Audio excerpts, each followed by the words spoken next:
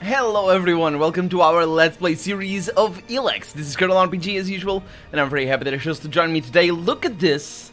Look at this! Did they take a photograph? They took a photograph. They did well.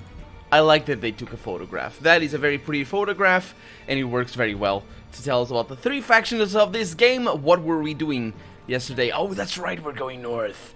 Are we actually going north or east? Hi, Kasha. How's it going? Yeah, we're looking we're going there. We're going over there for the snow pass, and also the Aspelis. Oh, the Aspelis. It's gonna be the best, I tell you. Anyway, we're ready with weapons. We have been fighting some really quite tough enemies actually, and I think that's a horse or it's a stone. It's the same thing really. Yeah. So okay, get ready for I think the end game is around the corner. I don't think I'm gonna be able to finish the Outlaw quest line. Basically, I'm pretty sure I screwed up or something. I'm not really sure. I mean, I'm good. It's not the sort of quest line that I'm like, but I really wanted to know what happened. No, it's just it's fine. I had fun with it, but yeah. So that little skull up there on the upper left corner. Either they figure out how to give it to me a bit of a bigger skull, or it's gonna stay like that for the rest of the game. So we're probably not gonna infiltrate the ice spells. That seems a little bit too ambitious. And also, wasn't it? Yeah, I need to go back to the center. Wasn't it? What's her name? Nasty. That wanted to come with us.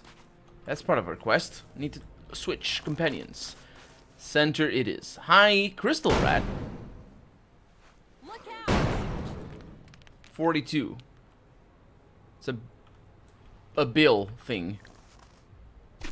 Okay. Oh, they're fighting. It's not going that well. Look out. There we go. That works. Wasn't very good. Didn't work very well. But it still works. Quite a pretty place, all things considered. I also wonder if I can get up there. I mean, I can. Should I? Hi, patron.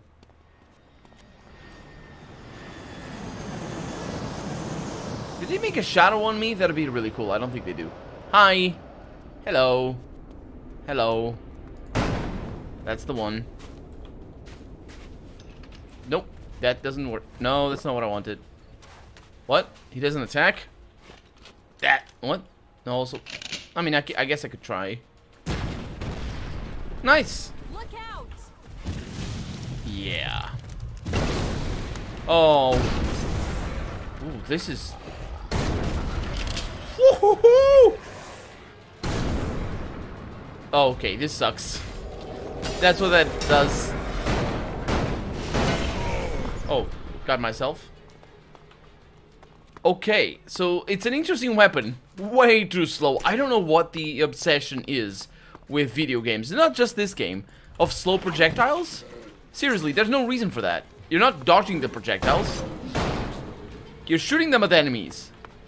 And besides, and that's also one of the fundamental tenets of gameplay. Projectiles that the enemy shoots are slow. Projectiles that you shoot are very fast. They can be realistic projectiles. How about that? That's good. Do that.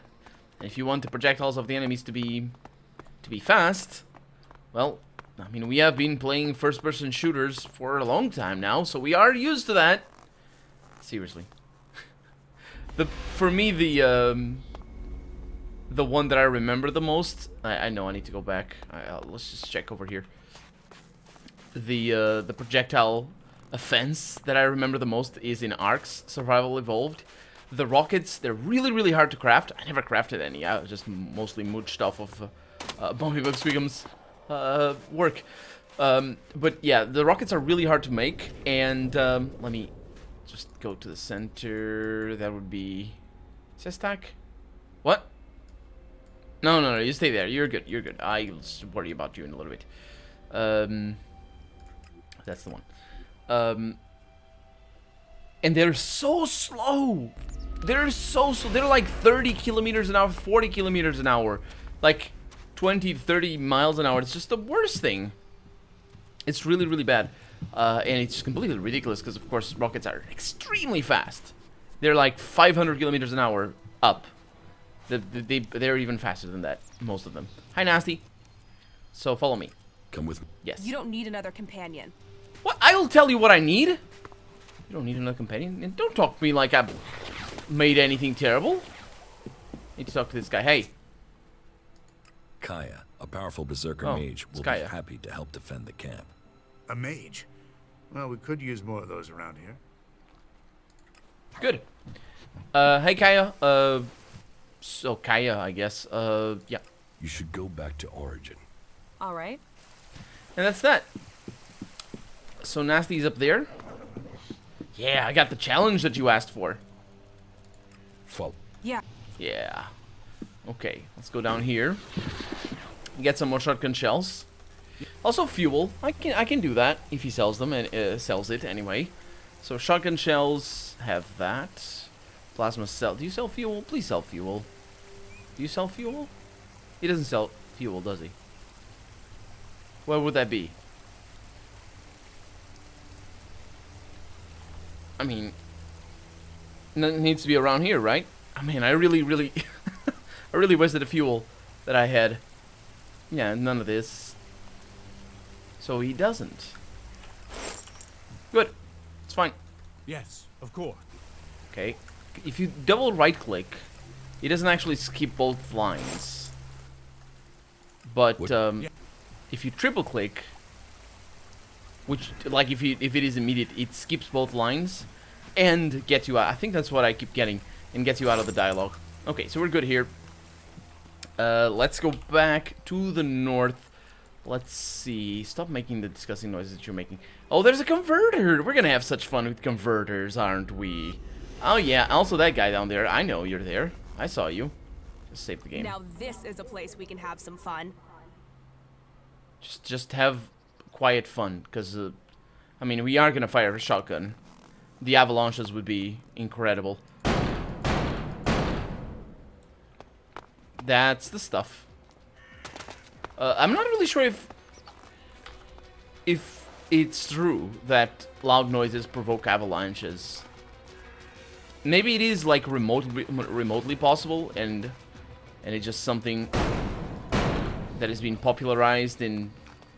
Well, I remember seeing that when I was a kid, like in kids shows and things like that. So I don't know. Maybe it's like the defibrillator thing that people think it is used to restart a heart. It's not. It's not. If your heart is dead, but you're probably dead as well. And the defibrillator is not. That it's not gonna save you. What you need is CPR, I think, and also there's another thing. Oh yeah, drugs. Epinephrine, is it? Yeah, it's a specific drug that you should take. Or actually, if your heart is stopped, it's probably you won't be able to take the drug. So probably need to ask for help in that occasion. But yeah, the defibrillator, not what it's for. It's not how that works. Unless. I don't know, because I know that if you're asystolic, I also don't know where we're going, by the way. Oh, that looks pretty. I want to go there. If you're asystolic, then that's when the heart... Oh, what is this? What in the... Nasty. Why are there LEDs on the floor? What is it supposed to mean?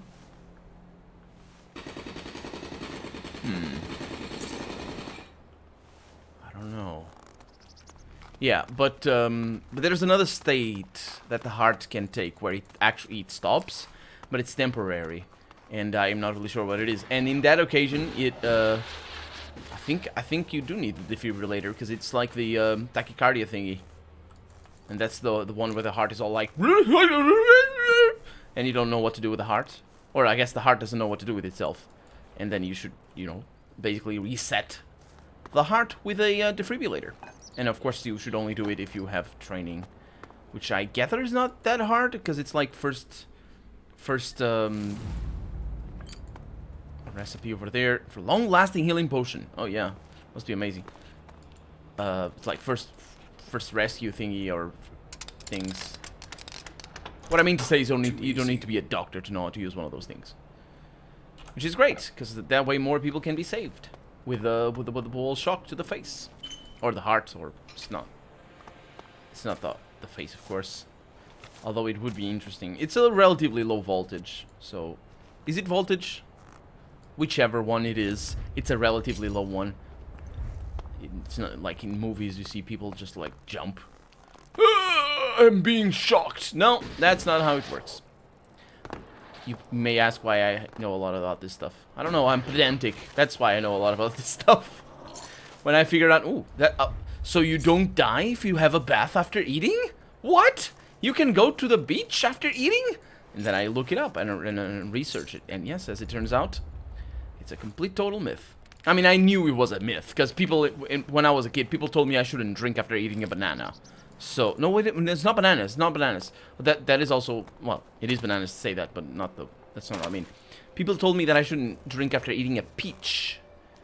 And peaches are really, they're really, well, the ones that I like anyway, they're really sweet. So you kind of want to drink after that, just to sort of quieten your mouth a little bit. And no, apparently it murders you, according to my own family's folklore. And that can't be true. That can't be true. Don't ask me how I know that, because oh no. Where are we going? Why is this? Oh, it's the end of the map. What an interesting position. Or an interesting, not position, the little hole, basically. But why did we come here? And what is this? I bet it's for a mission. And we're gonna need to come here, and there's gonna be an ambush. And it's gonna be cool, and it's gonna be shooting, and it's gonna feel like Mass Effect or something. Actually, in terms of shooting, I like Mass Effect. I think I finished it twice. The first one, I mean. The second one, I think I finished it once. And I was like, this is boring. I don't know. I prefer the shooting in the first one. I think it's more confined spaces. Right. Let's find some trouble. Less about... It's a game less about the shooting, which makes the shooting better, in my opinion. But, of course, this is all nostalgia talking. Not nostalgia, but I guess it's just hindsight talking. But in terms of shooting, this game... I don't know. I don't know how you design a game like this. Open world games are really hard to design. You jerk. Okay. So yeah, I don't know how you'd make this game have better combat than Mass Effect, but I don't think it does. I mean, the shooting is very detached. It's not. There's not enough range. The collision. Oh, the bullet speed is terrible. So that alone, just yeah.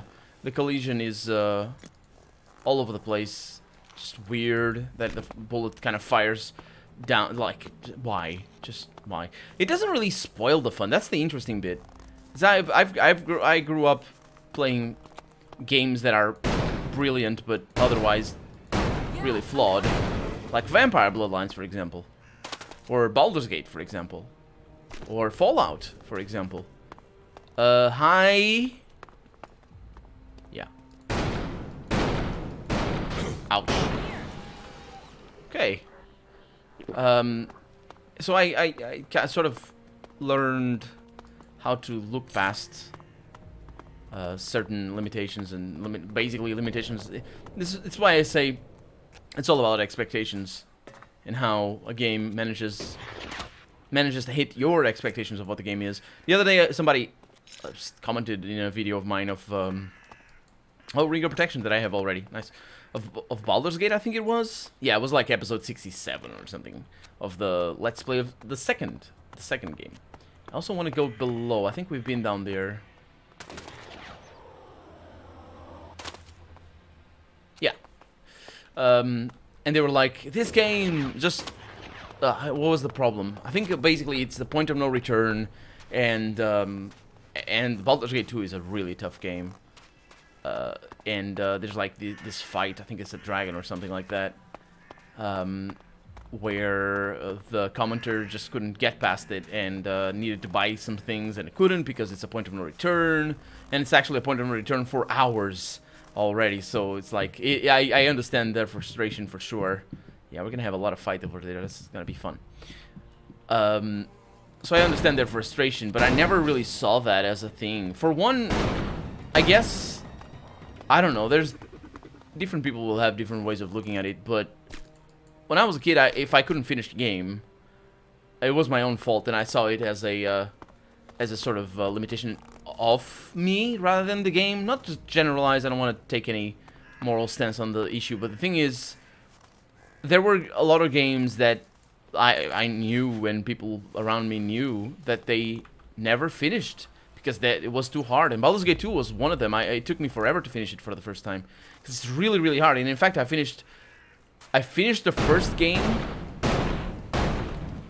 I finished the first game, the first Baldur's Gate, before I finished the second one, and I played the second one before. And when I finished the first game the first time, oh, that was extremely amazing. When I finished Baldur's Gate, that's the Ice Palace up there. That is not, no, that is not, no, that's not the Ice Palace. It's a nice place for us, but not the Ice Palace. Got it? The nice place? Anyway. Yeah, so but when I finished the Baldur's Gate 1 for the first time, I couldn't beat the last boss. I did not know how to beat the last boss. And I was like, but I want to... And I couldn't beat the last boss, and I didn't know how to activate the console to, you know, kill the boss. Or did I? I think I might have tried. I remember I didn't know that, and then maybe I figured it out. But I think if you do that, the game doesn't end or something. Shh. It's fine. That's a worse brute up there. I think I'm gonna go with the cannon thing. I hear you.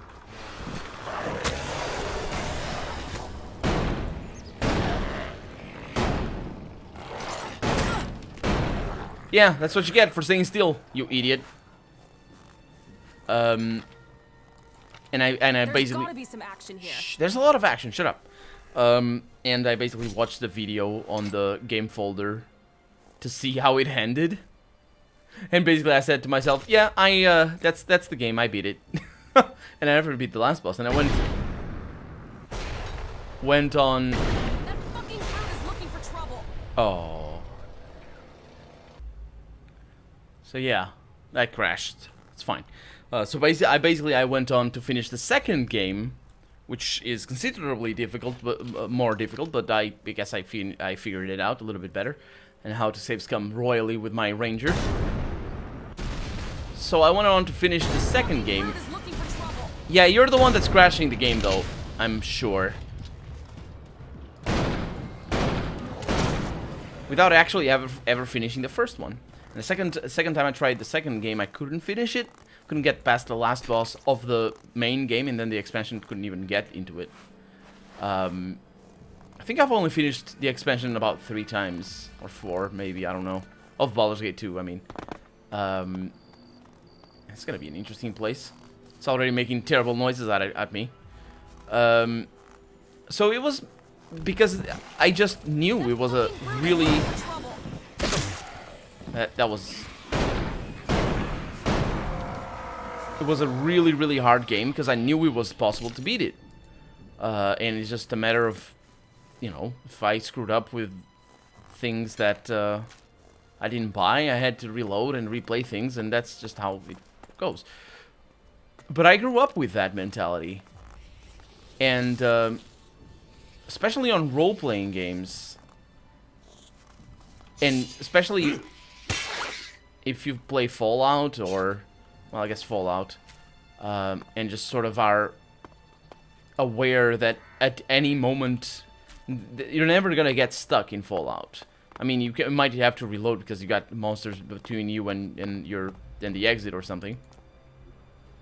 See if I can hack this. But you're never gonna get stuck. It's the sort of game where it sort of respects your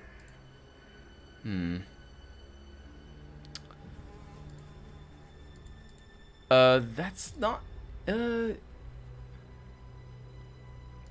Oh, yeah. I'm in. It sort of respects your capability of saying, okay, you know what? I'm not going to fight. I'm just going to sneak past them.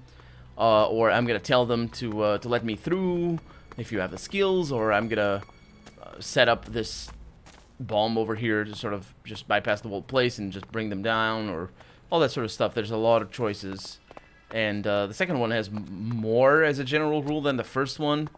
But the first one is more consistent. The first Fallout is more consistent about the rules and about the choices. There's quite a few occasions in Fallout 2 where it's just you're you're forced into a path. But yeah, but so where's this guy? Outside. So for this game, let's try and not get hit by that. It's just a matter. Whew. For me, it is just a matter of knowing what I'm dealing with, and then going with it. And if I were expecting, in terms of combat, I guess anything anywhere close, Mass Effect, since we're talking about RPGs, I guess, I would really be disappointed. But then again, it's the well, it's the open world that makes it really, really hard to make a good gameplay loop, I think. But also, I knew what this company does, and I was expecting a specific thing. I didn't have expectations in some fields, and I had expectations that were generally met, regarding at least the complexity of the world. I would have preferred a more nuanced... Kind of giving a review of the game here, an impromptu review. I would have preferred not really a review, but you know what I mean. A more nuanced writing of all of the whole world. It is consistent. It is witty, and you can, I think, and you can tell that the developers cared about it. It's not the sort of just, oh, make this character, then ask somebody to make this character, and just it doesn't matter the backstory or anything. It's just making characters for the sake of it. No, they cared about the world. I think everything interconnects very well. It's not necessarily at the level of Gothic 2, but then again, I never finished Gothic 2, so maybe it is at the level of Gothic 2. And there's plenty of interconnections. We haven't really... Now it'll get interesting. Yeah, we're gonna jump off a cliff. And I would have expected some more sort of reactivity from the world, to be honest. In a lot of times the game says, oh, this will have consequences, but then the consequences never show up, which is sort of weird. I'm not really sure why they do that.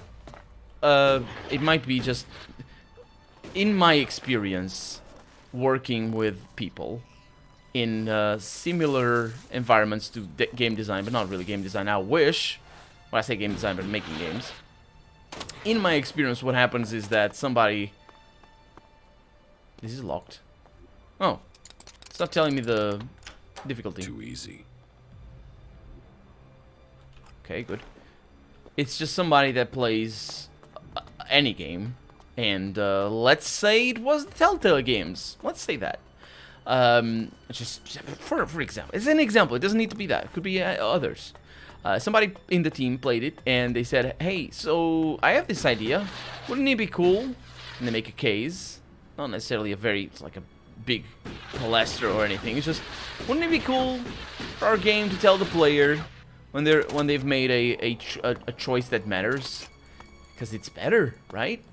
And then the designer's like, yeah, sure. Sure. Well, what's to not like about that? And in fact, on the design stage, I can't think of any... Oh. There was something hanging there. 4 houses. Part 8. There's a lot of part 8s. There's a lot of part 8s. There's a lot of 4 houses.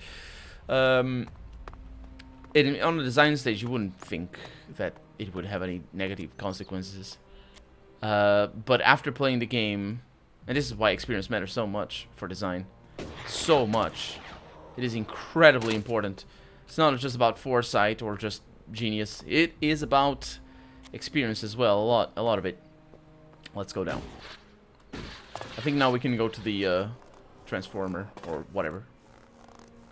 So what happens in this game? Ooh, where the heck are we? It's just places, just a lot of places. Let's go. It's no transformer for us. What happens in this game is that the call of that, when the game says this will have consequences and all that sort of stuff, that highlights the lack of consequences. And one of the things I've found anyway, that traditional RPGs, well, I'll say traditional Western RPGs have, is that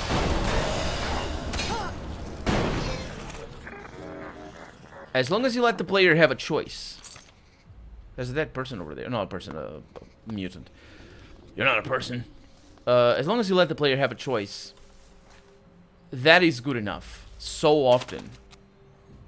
Yeah, it is interesting that the other one didn't tell me the difficulty. This one does. Maybe it's because it's an easy one. As long as you do that... No. Shut up. You don't know anything about game design. Oh, no. That's not what I wanted. I know it's this one and then here. There it is. I didn't lower the... Too easy. The sensitivity of the mouse. That's enough. Let the player kill the character that they don't like. Let the player choose not to do a quest and have something else happen after that. They're just, even if it's not too much, even if it is just a single line, that is enough. You don't need to tell the player that it'll have consequences. You need to show the consequences if they exist, and if they don't promise the player. Because so far, I didn't see any consequences of all those all those times we've been told about this or that. That's frankly, I've forgotten about it all because it's all about the moment. And one of the criticisms I feel of some very loved games like The Witcher, for example, is precisely that: is that the consequences come so far after you've done the choices that it feels disconnected. Particularly in the first game. Again, it's an example where I knew what I was getting into. I knew what I had seen the developer podcasts and things when I bought and played the first The Witcher, so I knew. We've been there? Yes. We haven't been there, I know. Over there. So I saw past that myself. Now this is a place we can have some fun. Yeah, she might as well be blindfolded at this point. She doesn't know anything. But just to finish up, because this is just the most tangential thing ever. Just to tell you how true it is, not necessarily great, but how true it is that people are satisfied with just the choice, not necessarily the consequence. And I know for one that I am sometimes satisfied just with the choice, not necessarily with consequences. That fucking brute is looking for trouble. Think of games like Skyrim that feature actually very little choice in regards to the storyline and in just the things you can do.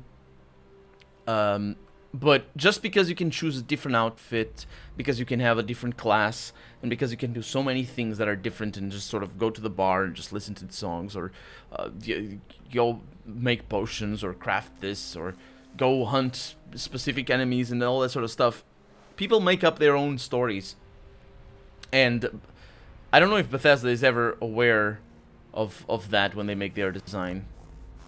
I would say they are, but they're sort of hands off. So I'm not really sure if that translates into anything. But just think of that, and think of how much fun a lot of people have. And that's why Skyrim, not necessarily because it's better than other games of the same genre, but Skyrim has a lot of popularity because of that. Because people just enjoy making their own stories. There's no consequence to you going to a bar and listening to a song. But it's fun to play, to those that, of course, find fun in that. But that's what I mean. Somebody shows up and he's like a jerk to me. Boom. There you go. Much good. And they had a cool weapon? That's fine. I don't need the game to tell me. that your choices will have consequences. If anything, that's a threat. Oh boy. But anyway, we are out of time for the day. So I'm gonna stop talking. And I will see you next episode. Hopefully, unless you've just gone away and got tired of my ramblings, which is totally acceptable as well. Hopefully you will join me, though, if you're tired of my ramblings. Hopefully you'll join me for the main quests and stuff like that. But for right now, I'm Colonel RPG, and this has been ELEX. I really hope you've enjoyed it, and if you did, go ahead and leave a comment, like the video if you want to see the next episode come out sooner rather than later.